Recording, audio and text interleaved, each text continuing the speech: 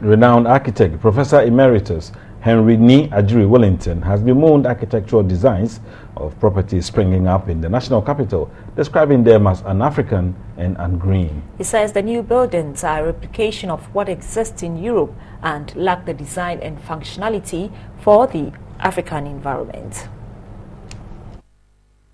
What I find in the current trend of new development that is insensitive, if I use the word spiritless, and then lack of, sensitivity to culture, and then lack of greenness. He bemoaned the lack of architectural reasoning to suit the environment.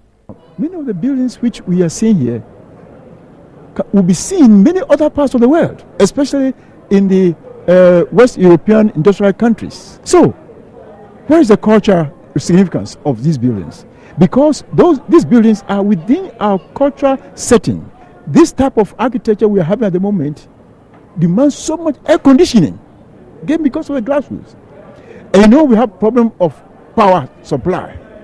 So if you need to, make sure that the buildings will function in terms of the air conditioning, what do? You have to introduce generators.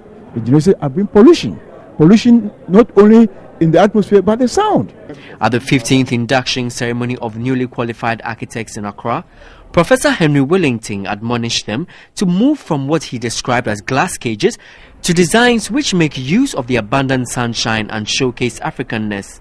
The president of the Ghana Institute of Architects, architect Joseph Hayford, was also concerned about buildings which concentrated on the outward beauty instead of their functional design and utility.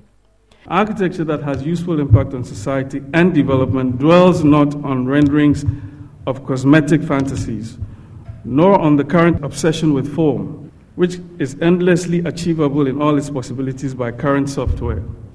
It will dwell on good design content born of functionality, utility and efficiency. The Minister of Water Resources, Works and Housing, Dr. Kweku Agyemang-Mensah, said the spate of hazardous properties as well as recurring collapsing of properties raise questions architects must answer.